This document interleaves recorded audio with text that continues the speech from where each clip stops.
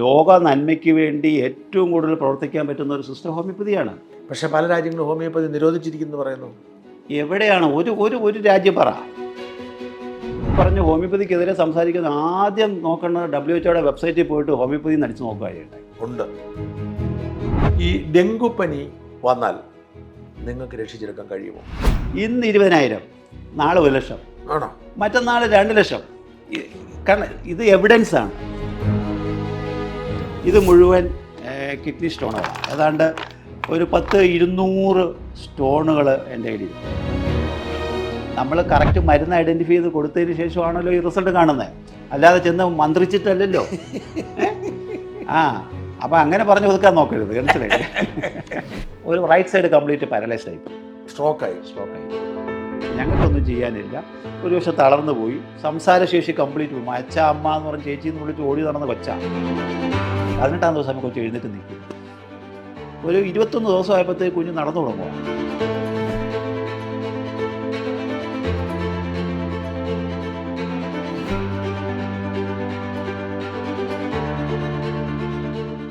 ജീവിതശൈലി രോഗങ്ങൾ ഞാൻ സത്യം പറഞ്ഞാൽ ഈ അംഗീകരിക്കുന്ന ഹോമിയോയും ആയുർവേദത്തിനൊക്കെ അംഗീകരിക്കുന്ന ജീവിതശൈലി രോഗങ്ങൾ. അപ്പോൾ അതിൻ്റെ അകത്ത് പ്രമേഹം, പ്രഷർ, കൊളസ്ട്രോൾ, ഈ 3. ഇപ്പം കൊളസ്ട്രോൾ ഒരു പരിധി കഴിഞ്ഞാൽ ആ മരുന്ന് കഴിക്കണം അലോപ്പതിയിൽ. പ്രമേഹം കഴിഞ്ഞാൽ മരുന്ന് കഴിക്കണം. പ്രമേഹത്തിൻ്റെ മരുന്നാണ് കുഴപ്പം. എനിക്ക് പരിചയമുള്ള ഞങ്ങളുടെ പള്ളിയിൽ, പേരുക്കട പള്ളിയിലെ അച്ഛൻ 32 വയസ്സോ 33 വയസ്സേ ഉള്ളൂ. ഏതോ ഒരു ചികിത്സ, അതായത് വെള്ളപ്പൊക്ക ദുരിതത്തിൻ്റെ കാലത്ത് ആലപ്പുഴക്കാരനാണ്, അജി പുത്തമ്പരക്കൽ അച്ഛൻ. ഈ വെള്ളപ്പൊക്ക കാലത്ത് രക്ഷാപ്രവർത്തനത്തിന് പോയപ്പോൾ ഒരു ആക്സിഡൻ്റ് ഉണ്ടായി. ആക്സിഡൻറ്റിന് കൊടുത്തൊരു മരുന്ന് ഇദ്ദേഹത്തിന് പ്രമേഹം ഉണ്ടാക്കി. ഇപ്പോൾ 50 യൂണിറ്റ് മരുന്നാണ് കഴിക്കുന്നത്. ഇടയ്ക്കെങ്ങ് ശബ്ദം പോകും. നല്ല അച്ഛൻ, നന്നായിട്ട് കുർബാന ചെല്ലുന്ന, ഇടയ്ക്കെങ്ങ് ശബ്ദം പോകും. ഭയങ്കര രോഗിയാണ്. അപ്പം ഈ ഞാൻ കണ്ടിട്ടുള്ളത്, ഈ പ്രമേഹം വരുന്നവർ, ഷുഗർ വരുന്നവർ, അല്ലെങ്കിൽ കൊളസ്ട്രോൾ വരുന്നവർ, പ്രഷർ വരും, ഇവരൊക്കെ നിരന്തര ജീവിതകാലം മുഴുവൻ മരുന്ന് കഴിക്കുന്ന അവസ്ഥയാണ്. നിങ്ങളിൽ ഹോമിയോപ്പതി ചികിത്സയിലേക്ക് ഇവരെ വിട്ടാൽ ഇത് ജീവിതകാലം മുഴുവൻ മരുന്ന് കഴിക്കേണ്ടി വരുമോ? നമ്മൾക്ക് അവർക്ക് ഉണ്ടാകുന്ന മരുന്ന് കഴിച്ചിട്ട് വരുന്ന കോംപ്ലിക്കേഷൻസാണ്, മനസ്സിലായില്ലേ? അത് വരുന്നത്, അതെ, മരുന്ന് കഴിച്ചിട്ട് വന്ന കോംപ്ലിക്കേഷനാണത്. അപ്പോൾ അവിടെ നിന്നാണ് നമ്മൾ ആ root cause, bad effects from medication എന്നുള്ള അവിടെ നിന്നാണ് നമ്മുടെ തുടക്കം. നമ്മൾ ആദ്യം മരുന്ന് അവിടെയാണ് നമ്മുടെ ടാർഗറ്റ്. നമ്മുടെ ഡയബറ്റീസിനെല്ലാം മരുന്ന് കൊടുക്കുന്നത്. നമ്മൾ അതിനും അഡ്വാൻസ് ആയിട്ട് ഒരു പടി കൂടി മുകളിലോട്ട് ചിന്തിച്ചിട്ടാണ് നമ്മുടെ മെഡിസിൻ സെലക്ഷൻ തന്നെ. അവിടുന്ന് നമ്മൾ തുടങ്ങുന്നു. ഈ പറഞ്ഞ രീതിയിൽ ഒരുപാട് കാലം ഇൻസുലിനൊക്കെ എടുത്തുകൊണ്ടിരിക്കുന്ന കേസുകളാണെന്നുണ്ടെങ്കിൽ പലപ്പോഴും പിന്നെ നമ്മുടെ മരുന്നിലേക്ക് തിരിച്ചു വരാൻ പറ്റത്തില്ല. കാരണം തുടക്കത്തിൽ കിട്ടില്ല, അവരെ തിരിച്ചു. അല്ല, ഇപ്പോൾ എനിക്ക് പെട്ടെന്ന് കൂടി, എൻ്റെ ഷുഗർ ലെവൽ കൂടി, മരുന്ന് കഴിക്കുന്ന ഡോക്ടർ പറയുന്നു, അല്ലെ കൊളസ്ട്രോൾ മരുന്ന് കഴിക്കുന്നത്, അപ്പോൾ പോകാതെ വന്നാലോ? കറക്റ്റായിട്ട് നമ്മുടെ കയ്യിൽ ആ സമയത്ത് കിട്ടുമെന്നുണ്ടെങ്കിൽ വളരെ സ്മൂത്തായിട്ട് നമുക്ക് അധികം മരുന്നില്ലാതെ തന്നെ നിങ്ങളെ നോർമൽസിലേക്ക് എത്തിക്കാൻ പറ്റും, വിത്ത് ഡയറ്റ് റെസ്ട്രിക്ഷൻ ആൻഡ് എക്സസൈസ്. ഇത് രണ്ടും വേണ്ടി വരും. നിങ്ങൾ ജീവിതശൈലി എന്ന് പറയുമ്പോൾ ഞാൻ അവിടുന്ന് തന്നെയാണല്ലോ, ജീവിതശൈലിയിൽ നിന്ന് ആണല്ലോ രോഗം വന്നിരിക്കുന്നത്. ആ ശൈലി മാറ്റേണ്ടി വരും, മനസ്സിലായില്ലേ? സ്ട്രെസ് ഉള്ളവർക്ക് സ്ട്രെസ് കുറയ്ക്കേണ്ടി വരും, എക്സസൈസ് ഇല്ലാത്തവർക്ക് എക്സസൈസ്. സ്ട്രെസ് ഇത്തരം രോഗങ്ങൾ കാരണമാവും? തീർച്ചയായിട്ടും ആണോ. അത് വളരെ ഒരു മേജർ കോസല്ലേ സ്ട്രെസ്. ഇപ്പം എനിക്ക് രോഗമില്ലാത്ത അത്ഭുതമാണല്ലോ. നിങ്ങൾ വളരെ റിലാക്സ് ചെയ്യുമല്ലേ നിങ്ങൾ. സ്ട്രെസ് ആവേണ്ട സാഹചര്യമാണല്ലോ ചുറ്റിനുള്ളത്. അങ്ങനെ സ്ട്രെസ് ശരിക്കും രോഗമായി മാറും. സ്ട്രെസ് ഡെഫിനറ്റായിട്ടും. ഞാൻ ചോദിക്കട്ടെ, ഒരാൾക്ക് ഒരു വീട്ടിൽ 5 പേരുണ്ട്, പിന്നെ സ്ട്രെസ് വന്നിട്ട് ഒരാൾക്ക് മൈഗ്രെയിൻ വരുന്നു, വേറൊരാൾക്ക് സ്ട്രെസ് വന്നിട്ട് ഒരാൾക്ക് പെപ്റ്റിക് അൾസർ വരുന്നു, ഒരാൾക്ക് സ്ട്രെസ് വന്നിട്ട് ഹാർട്ട് അറ്റാക്ക് വരുന്നു. നമ്മളിത് കാണുന്നതല്ലേ. വീട്ടിലെ പ്രശ്നങ്ങൾ വരുമ്പോഴത്തേക്ക്. ശരി. അപ്പോൾ ഈ പല രോഗങ്ങളുടെയും പിന്നിൽ ഈ വീട്ടിലെ പ്രശ്നങ്ങളായിരിക്കും. Why not? തീർച്ചയായിട്ടും അത് മേജർ ഫാക്ടർ അല്ലേ. അങ്ങനെയാണല്ലോ. അവിടെയാണ് ഈ ഹോമിയോപ്പതിയുടെ ഒരു സാധ്യത എപ്പോഴും നമ്മൾ ഈ കോസെ കണ്ടുപിടിക്കുന്നതിലാണ്, മനസ്സിലായില്ലേ? ഇങ്ങനെയുള്ള കാരണങ്ങൾ കണ്ടുപിടിച്ച് നമ്മൾ കറക്റ്റ് മരുന്ന് കൊടുക്കുമെന്നുണ്ടെങ്കിൽ ഈ പറഞ്ഞ അവർക്ക് സ്ട്രെസ്സാണ് കാരണം എന്ന് ഐഡൻറ്റിഫൈ ചെയ്യുന്നതാണ് ആ ഫിസിഷ്യൻ്റെ മെച്ചം. വെറുതെ ഡയബറ്റീസ് വന്നു ഡയബറ്റീസിന് മരുന്ന് കൊടുക്കുന്നതിലുപരി ഈ ഡയബറ്റീസ് വരാനുള്ള കാരണം ഈ പറയുന്ന വീട്ടിലെ ഭാര്യയാണ്, അല്ലെങ്കിൽ വീട്ടിലെ ഭർത്താവാണ്, വീട്ടിലെ അച്ഛനാണ്, വീട്ടിലെ മരുമോളാണ്. അപ്പോൾ അവരും വരേണ്ടി വരും ചികിത്സിക്കാൻ. ഇപ്പം കാരണം എനിക്കൊരു കേസ് ഉണ്ടായിരുന്നു. അതായത് അമേരിക്കയിലാണ് അമ്മയമ്മ, അമേരിക്കയിൽ മകൻ്റെ കൂട്ടത്തിൽ പോയി. അവസാനം 3 മാസം കഴിയുമ്പോൾ അവർ തിരിച്ചു വരുന്നു എന്ന് ഫോൺ വന്നു. അപ്പോഴത്തേക്ക് മരുമൊക്കെ ഇവിടെ തലവേദന തുടങ്ങി. സിവിയർ മൈഗ്രെയിൻ, ഇനി പോകാൻ ആശുപത്രിയിലൊന്നുമില്ല. അവസാനം പിന്നെ അമ്മായിയമ്മ പറഞ്ഞു, ഞാൻ പിന്നെ അവിടെ വിസയുടെ Cancel ചെയ്തു. വരവ് ക്യാൻസൽ ചെയ്തു, മറ്റെന്തോ കാരണം മൈഗ്രൈൻ മാറി. അതോടെ കൊച്ചിൻ്റെ മൈഗ്രെയിൻ മാറി. ഇത് നമ്മൾ നടന്ന സംഭവമാണ് ഈ പറയുന്നത്. അപ്പോൾ ഇവിടെ എന്താ കാരണം? അപ്പോൾ ഇത് അവിടെ മരുന്നുമല്ല ആവശ്യം, ഈ മദർ ഇൻ ലോയും പിന്നെ ഡോട്ടർ ഇൻ ലോയും തമ്മിലുള്ള ആ ഒരു ഇക്വിലിബ്രിയമാണ് അവിടെ ആവശ്യം. അപ്പം നിങ്ങളുടെ ഹോമിയോപ്പതി കൗൺസിലിംഗ് ഉണ്ടോ? നമ്മളതല്ലേ ആദ്യത്തെ വർഷങ്ങൾ മുഴുവൻ പഠിക്കുന്നത്. നമുക്ക് ഫിലോസഫിയും പിന്നെ ഈ പറഞ്ഞ പോലെ സൈക്കോളജിയും നമ്മുടെ ഒരു പാർട്ടല്ലേ. ഈ 5 വർഷവും നമ്മുടെ ത്രൂ ഔട്ട് നമ്മുടെ സിലബസിലുള്ള സാധനം ഇത്. അതുകൊണ്ടാണല്ലോ ഇപ്പം നമ്മൾ മോഡേൺ മെഡിസിൻ്റെ സിലബസ് എടുത്തു കഴിഞ്ഞാൽ ഈ സൈക്കോളജിയും ഫിലോസഫിയും ഒന്നും ഇല്ല. അവിടെയാണ് നമുക്ക് നമ്മുടെ അഡ്വാൻറ്റേജ്. നമ്മുടെ മേൽക്കോയ്മ അവിടെ തന്നെയാണ്. മനസ്സ് പഠിച്ചിട്ടാണ് നമ്മൾ മനുഷ്യനെ ചികിത്സിക്കുന്നത്. മറ്റേ അനാറ്റമി, ഫിസിയോളജി, ബയോകെമിസ്ട്രി പഠിച്ചാൽ മനസ്സ് പഠിക്കാൻ പറ്റുമോ? അപ്പോൾ ഇത് ഈ 5 വർഷവും നമ്മുടെ സിലബസിലുള്ളതാണ്. ഈ മനസ്സ് കൊണ്ട് അതുകൊണ്ടാണല്ലോ ഈ ലോക നന്മയ്ക്ക് വേണ്ടി ഏറ്റവും കൂടുതൽ പ്രവർത്തിക്കാൻ പറ്റുന്ന ഒരു സിസ്റ്റം ഹോമിയോപ്പതിയാണ്. കാരണം എന്തുകൊണ്ടാണ് ഈ ലോകത്ത് ഇത്രയും പ്രശ്നങ്ങൾ ഉണ്ടാകുന്നത്? ലോക രാജ്യങ്ങൾ തമ്മിൽ എന്തുകൊണ്ടാണ് ഫൈറ്റ് ഉണ്ടാകുന്നത്? അല്ലെങ്കിൽ ഇവിടെ രാഷ്ട്രീയക്കാർ തമ്മിൽ എന്തുകൊണ്ടാണ് ഫൈറ്റ് ഉണ്ടാകുന്നത്? എനിക്ക് പവർ കിട്ടണം അല്ലേ? എനിക്ക് പവർ കിട്ടണം, അല്ലെങ്കിൽ അഹങ്കാരം, അതല്ലാന്നുണ്ടെങ്കിൽ ഗ്രഡ്ജ് അല്ലെങ്കിൽ ഗ്രീഡിനെസ്, ഇതൊക്കെയാണല്ലോ കാരണം. ഇതൊന്നും നോർമൽ ഇമോഷൻസ് അല്ല, ഇതെല്ലാം പെർവേർട്ടഡ് ഇമോഷൻസാണ്. ഈ ഇമോഷൻസിനെ എല്ലാം നോർമലാക്കാൻ പറ്റുന്ന ഒറ്റ സിസ്റ്റമേ ഉള്ളൂ ഇവിടെ. ഈ ഗ്രീഡിനെസ് ഇല്ലാതാക്കാൻ വേണ്ടി ഹോമിയോപ്പതിക്ക് പറ്റും, അഹങ്കാരം ഇല്ലാതാക്കാൻ വേണ്ടി ഹോമിയോപ്പതിക്ക് പറ്റും. അപ്പോൾ ഈ ലോക രാജ്യങ്ങളിൽ ഈ പറയുന്ന രീതിയിൽ ലീഡേഴ്സ് മുഴുവൻ ഹോമിയോപ്പതി എടുക്കുമെന്നുണ്ടെന്നുണ്ടെങ്കിൽ അവരുടെ മെൻ്റൽ ഈക്വിലിബ്രിയം എന്ന് പറയുന്നത് സ്റ്റാറ്റിക് ആവും. പക്ഷേ പല രാജ്യങ്ങളും ഹോമിയോപ്പതി നിരോധിച്ചിരിക്കുന്നു പറയുന്നു. എവിടെയാണ് ഒരു രാജ്യം പറ? അത് ഞാൻ ഇന്നലെയും ഇങ്ങനെ റെഫർ ചെയ്യുമായിരുന്നു. അതായത് അമേരിക്കയിൽ ഏതാണ്ട് 13ഓളം സ്റ്റേറ്റുകളിൽ ഹോമിയോപ്പതി ഉണ്ട്. 13ഓളം സ്റ്റേറ്റുകളിൽ അനുവാദമുണ്ട്. ഉണ്ട്. ചില സ്ഥലങ്ങളിൽ മരുന്നിൻ്റെ ഉപയോഗം റെസ്ട്രിക്റ്റ് ചെയ്തിട്ടുണ്ട്. അവിടെയൊക്കെ ഓവർ ദ കൗണ്ടർ നിങ്ങൾക്ക് മരുന്ന് കിട്ടും, പക്ഷേ റെസ്ട്രിക്ഷൻ ഉണ്ട്. അതുപോലെ തന്നെ ഇപ്പം UK പിന്നെ ലണ്ടൻ സ്കൂൾ ഓഫ് ഹോമിയോപ്പതി ഉണ്ട്. അവിടുത്തെ കിങ്ങും ക്യൂനും പുള്ളി നമ്മുടെ ബാംഗ്ലൂർ സൗഖ്യയിൽ വന്നല്ലേ അവരൊക്കെ ട്രീറ്റ്മെൻറ്റ് എടുക്കുന്നത്. മത്തായി എന്ന് പറഞ്ഞാൽ അവിടെ വന്ന് ചികിത്സ എടുക്കുന്ന നമുക്കറിയാമല്ലോ. ചാൾസും കമലാരും ഒക്കെ എല്ലാ വർഷവും അവിടെ വരുന്നതല്ലേ. അതുപോലെ തന്നെ ഇപ്പോൾ UAE കഴിഞ്ഞ 25-30 വർഷം കൊണ്ട് ദുബൈയിലും ബഹ്റൈനിലും ഈ പറഞ്ഞ പോലെ ഷാർജയിലും അതല്ലാന്നുണ്ടെങ്കിൽ അബുദാബിയിലൊക്കെ ഹോമിയോപ്പതി ഇല്ലേ? 250 ഹോമിയോ ഡോക്ടർമാരോട് പ്രാക്ടീസ് ചെയ്യല്ലേ? നേരത്തെ ഇല്ലായിരുന്നു. ഇപ്പം ഈ പറയുന്ന പല രാജ്യങ്ങളിലും അതാ ഞാൻ പറഞ്ഞ WHO അംഗീകരിച്ച 100ഓളം രാജ്യങ്ങളിൽ ഇപ്പോൾ ഹോമിയോപ്പതി. WHO നിലപാട് എന്താണ് ഹോമിയോപ്പതിയെ കുറിച്ചുള്ളത്? അവരുടെ വെബ്സൈറ്റിൽ പോയിട്ട് ഈ പറഞ്ഞ ഹോമിയോപ്പതിക്കെതിരെ സംസാരിക്കുന്ന ആദ്യം നോക്കേണ്ടത് WHO വെബ്സൈറ്റിൽ പോയിട്ട് ഹോമിയോപ്പതി നടിച്ച് നോക്കുകയുണ്ടായി. ഉണ്ട്. അതിനകത്ത് 100ഓളം രാജ്യങ്ങളിൽ ഹോമിയോപ്പതി അലൗഡാണെന്ന് അവർ തന്നെ എഴുതി വെച്ചിരിക്കുമല്ലേ. അപ്പോൾ WHOയ്ക്ക് ഒരു കൺട്രി പെർമിഷൻ കൊടുത്താൽ അവർക്ക് എതിർപ്പില്ല? ഒരിക്കലും എതിർക്കാൻ പറ്റില്ല. അതെങ്ങനെ എതിർക്കാൻ പറ്റുന്നത്?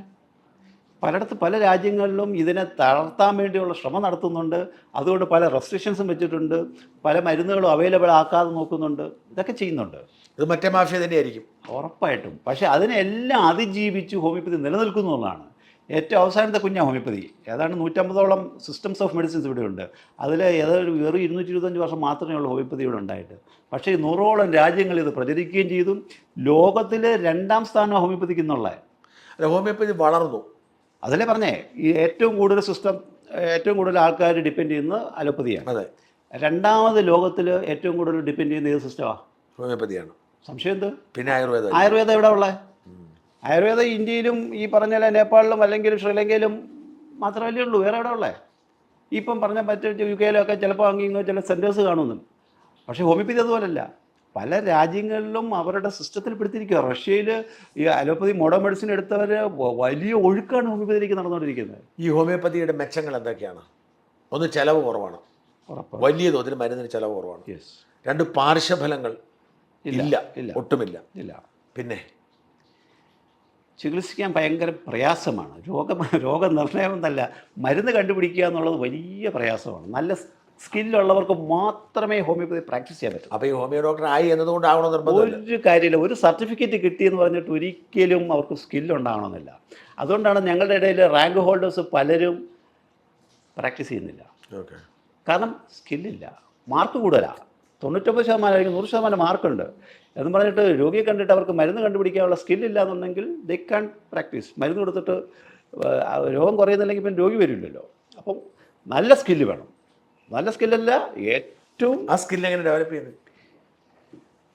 ദിസ് ഇസ് അതൊരു പാഷനുണ്ട് ഹോമിയോപ്പതി. ഇപ്പം ഞാൻ തന്നെ ഹോമിയോപ്പതിയിൽ വന്നത് ഹോമിയോ ഡോക്ടർ ആകണമെന്ന് പറഞ്ഞ് വന്നതല്ല. ഞാൻ പിന്നെ എൻട്രൻസ് എഴുതി, എനിക്ക് MBBS കിട്ടിയില്ല, അതുകൊണ്ട് ഞാൻ ഹോമിയോപ്പതിയിൽ വന്ന പെട്ടതാണ്, മനസ്സിലേ. പക്ഷേ ഇതിനകത്തുള്ള ഈ ഫിലോസഫി ബേസിക്കായിട്ട് നമ്മൾ ഇതിൻ്റെ മഹിമ മനസ്സിലാക്കി ലോക നന്മയ്ക്ക് ഇത്രയും പ്രാധാന്യം കൊടുത്ത് ചികിത്സിക്കുന്ന ഒരു സിസ്റ്റം വേറെ ഇല്ല എന്നുള്ളൊരു തിരിച്ചറിവ്. വളരെ ചീപ്പായിട്ട് നമുക്ക് മെഡിസിൻ അവൈലബിലിറ്റി, രോഗികളെ ഈ പറഞ്ഞ പോലെ മനസ്സിലാക്കി ചികിത്സിക്കാൻ കിട്ടുന്ന ഒരു അവസരം, ഒരുപാട് മരുന്ന് ഡംപ് ചെയ്യാതെ ഒരുപാട് കോംപ്ലിക്കേഷൻസ്, മരുന്ന് കൊണ്ട് കോംപ്ലിക്കേഷൻസ് ഒഴിവാക്കാൻ പറ്റുന്ന ഒരു സാഹചര്യം, ഇതൊക്കെ ഞാൻ മനസ്സിലാക്കി കഴിഞ്ഞപ്പോഴത്തേക്ക് ഇതിൽ പരം ഇഫക്റ്റീവായിട്ട് ഹെൽത്തിനെ പ്രൊമോട്ട് ചെയ്യാൻ പറ്റുന്ന വേറൊരു സിസ്റ്റം ഇല്ല. ഈ അലോപ്പതി ഡോക്ടർക്ക് കിട്ടുന്ന വരുമാനം നിങ്ങൾക്ക് കിട്ടത്തില്ല. ആ ഒരു വളർച്ച ഉണ്ടാവുമോ സാമ്പത്തികമായിട്ട്? അത് വേണമെങ്കിൽ നമുക്കിപ്പോൾ നമ്മളങ്ങനെ ഒരാളുടെ കഴുത്തറുത്ത് വാങ്ങിക്കുന്ന ഒരു പ്രവണത നമുക്കില്ലാത്തതുകൊണ്ടാണ്. നമ്മുടെ ഈ സംവിധാനങ്ങളൊക്കെ അങ്ങോട്ട് മാറി ഈ പറഞ്ഞാൽ ഹോസ്പിറ്റൽ സംവിധാനത്തിൽ രോഗികളെ അഡ്മിറ്റ് ചെയ്തിട്ട് അങ്ങനെ അതാ ഞാൻ പറഞ്ഞത്, നമ്മൾ മനസ്സിലാക്കുന്നതുകൊണ്ട് ഒരിക്കലും ആ ഒരു മെൻറ്റാലിറ്റി ഹോമിയോ ഡോക്ടർക്ക് വരില്ല. അയാളുടെ ടാർഗറ്റ് എന്ന് പറയുന്നത് ലോക നന്മയാണ്. എൻ്റെ വീട്ടിലെ അച്ഛനും അമ്മയും ഞാൻ അവർ 100 വയസ്സ് വരെ ജീവിക്കണമെന്ന് ഞാൻ ആഗ്രഹിക്കുമ്പോൾ ഞാൻ ഒരുപാട് മരുന്ന് കൊടുക്കാൻ ഞാൻ ശ്രമിക്കില്ല. ഇതേ അവസ്ഥയാണ് എൻ്റെ രോഗി വരുമ്പോൾ നമ്മുടെ ചിന്ത. അയാൾക്ക് ഒരുപാട് മരുന്ന് കൊടുത്ത് കോംപ്ലിക്കേഷൻസ് വരരുത്, കറക്റ്റ് മരുന്ന് കൊടുത്ത് മിനിമം ഡോസ് അയാളുടെ രോഗം കുറയണം. അയാളുടെ പെട്ടിയിലെ പണം എൻ്റെ പെട്ടിക്കകത്ത് വരാനുള്ള ശ്രമം ഒരിക്കലും ഞാൻ നടത്തില്ല. അയാളുടെ ആഹാരം അപഹരിച്ച് കഴിക്കാൻ ഞാൻ ഒരിക്കലും ആഗ്രഹിക്കില്ല. ഈ നേഴ്സുമാരുണ്ടോ ഹോമിയോപ്പതിയിൽ? നഴ്സുമാരുണ്ട്, ഫാർമസിസ്റ്റുകളുണ്ട്, അതിനുള്ള കോഴ്സുകൾ ഇപ്പോൾ ഉണ്ട്. സർക്കാർ ഡിസ്പെൻസറികളെല്ലാം പിന്നെ ഫാർമസിസ്റ്റുകളും നഴ്സുമാരുണ്ടല്ലോ. ട്രെയിനിങ് കഴിഞ്ഞ് തന്നെയാണ്, പഠിച്ചു തന്നെയാണ് ആണ്. സാധാരണ നഴ്സിംഗ് കോളേജുകളിൽ പഠിച്ചു വരുന്നവരെ തന്നെയാണ് നമ്മളുടെ ഇതിനകത്ത് കൊടുക്കുന്നത്. 34ഓളം സർക്കാർ ആശുപത്രികൾ ഇവിടെ ഉണ്ടെന്ന് ഞാൻ പറഞ്ഞില്ലേ. സാധാരണ നഴ്സുമാരാണ്. സാധാരണ വേണ്ടി മാത്രം അല്ലല്ല, മാത്രം അവർക്ക് സ്പെഷ്യൽ ട്രെയിനിങ് കൊടുത്തിട്ട് നമ്മൾ അവരെ നമ്മളിലേക്ക് അബ്സർവ് ചെയ്യുന്നത്. ഇപ്പം മഴക്കാലമായി. ഇവിടെ എനിക്ക് തോന്നുന്നു നമ്മൾ ഏറ്റവും അധികം ഭയപ്പെടേണ്ടത് കൊതുകുകളെയാണ്, പ്രത്യേകിച്ച് ഡെങ്കുവിന്. ഇത് നമുക്കറിയത്തില്ല, ഡെങ്കു പലരും പറയാറുണ്ട് വാലിന് വ്യത്യാസം ഉണ്ടെന്നോ, രാവിലെ കടിക്കുന്നൊക്കെ പറയാറുണ്ട്. പക്ഷെ നമുക്കറിയത്തില്ല, നമുക്കിത് കിട്ടിയാൽ കിട്ടി, ഒരുപാട് മരിച്ചു പോകുന്നു. ഈ ഡെങ്കു പനി വന്നാൽ ഈ അലോപ്പതി ആശുപത്രിയിലേക്ക് പോകാതെ ഹോമിയോപ്പതിയിലേക്ക് വന്നാൽ നിങ്ങൾക്ക് രക്ഷിച്ചെടുക്കാൻ കഴിയുമോ? ഉറപ്പായിട്ടും. അതെങ്ങനെയാണ്? ഇവിടെ ഞാൻ പറഞ്ഞു, പനി എന്ന് പറയുന്നത് പലതരം പനികളുണ്ടെന്ന് പറഞ്ഞു. അത് ഡയഗ്നോസിസ് വളരെ ഇമ്പോർട്ടൻ്റ് ആണ്.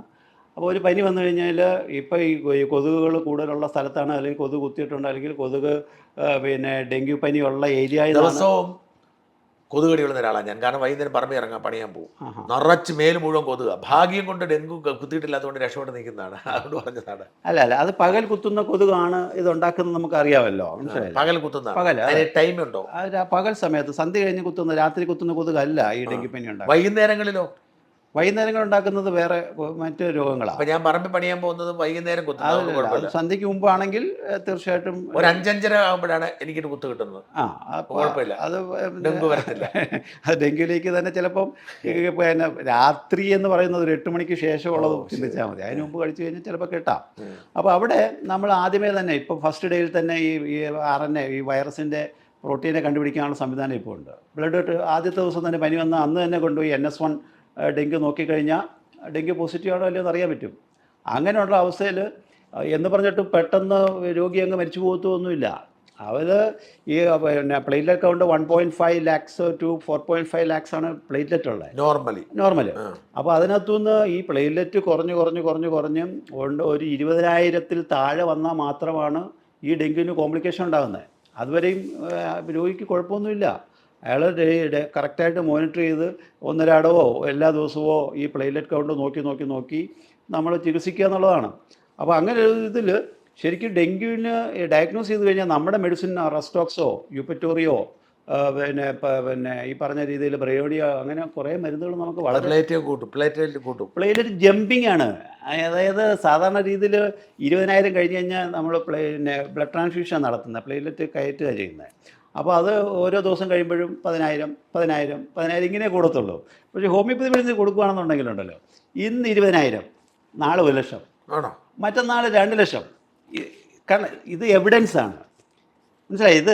ഇത് പ്ലേറ്റ്ലെറ്റ് നമ്മളിപ്പോൾ ഞാൻ കഴിഞ്ഞ മാസം ചികിത്സിച്ച ഒരു കേസാണ്. 28,000 പ്ലേറ്റ്ലെറ്റ് 28,000 പോയതാ. അതിൻ്റെ പിറ്റേ ദിവസം നോക്കുമ്പോൾ 70,000.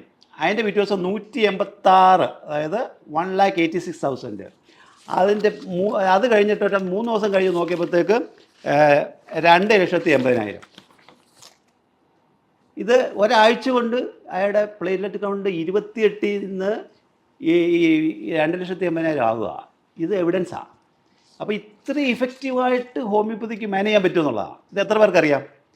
ഇത് ഡെങ്കി വന്നു കഴിഞ്ഞാൽ ഉടനെ ആശുപത്രി കിടക്കണം, അവിടെ കിടന്ന് എല്ലാ ദിവസവും പ്ലേറ്റ്ലെറ്റ് നോക്കണം, 20,000 പിന്നെ കുറയുന്നിടം വരെ അവിടെ കിടക്കണം, കുറഞ്ഞു കഴിയുമ്പോഴത്തേക്ക് പിന്നെ പ്ലേറ്റ്ലെറ്റ് കയറ്റണം, അത് കഴിഞ്ഞ് പിന്നെ കയറി വരണം. ഇതാണ് ഇപ്പോഴത്തെ സംവിധാനം. എത്ര ലക്ഷം രൂപ പോവും? ഇതൊന്നും വേണ്ട. ആദ്യമേ തന്നെ പനിയായിട്ട് വരുമ്പോഴത്തേക്ക് പിന്നെ ഒരു പ്ലേറ്റ്ലെറ്റും കുറയില്ല. നിങ്ങൾ ഹോമിയോപ്പതി ഡോക്ടറെ കാണുന്നെങ്കിൽ NS1 നോക്കുക, ഡയഗ്നോസിസ് ഡെങ്കി ആണോ, കറക്റ്റ് നല്ല ക്വാളിഫൈഡ് ആയിട്ടുള്ള ഹോമിയോ ഡോക്ടറെ പോയി കണ്ടു നോക്കി. അയാളെ അടുത്ത 3 ദിവസത്തിനുള്ളിൽ അയാളുടെ പനിയേ മാറും, ഒരു പ്ലേറ്റ്ലെറ്റും കുറയില്ല. 1.5 ലാക്സിന് ചിലപ്പോൾ 1 ലാക്കോ അതല്ലാന്നുണ്ടെങ്കിൽ 75 ലാക്സോ ഒക്കെ ചിലപ്പോൾ വന്നെന്നിരിക്കും. നിങ്ങൾക്ക് പേടിക്കേണ്ട ആവശ്യമില്ല. അത് അടുത്ത ദിവസം മുതൽ പ്ലേറ്റ്ലെറ്റ് മുകളിലോട്ടാണ്. മറ്റ് രോഗങ്ങളോ ഈ ഡെങ്കിപ്പനിയോടനുബന്ധിച്ചുള്ള മറ്റേ എലിപ്പനി ഇങ്ങനെ കുറേ സാധനങ്ങളില്ലേ? വീൽസ് ഡിസീസോ എലിപ്പനി വന്നോട്ടെ, ലെപ്റ്റോസ്പൈറോസിസ് വന്നാലെന്താ? ഇതേ അവസ്ഥ തന്നെയാണ്.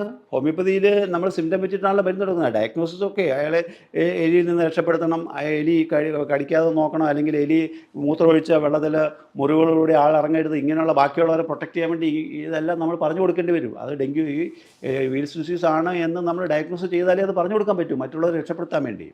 അപ്പോഴും നമ്മുടെ മരുന്നുകൾ ഈ പറഞ്ഞ ഇഫക്റ്റീവായിട്ട് നമുക്ക് കിടക്കുക.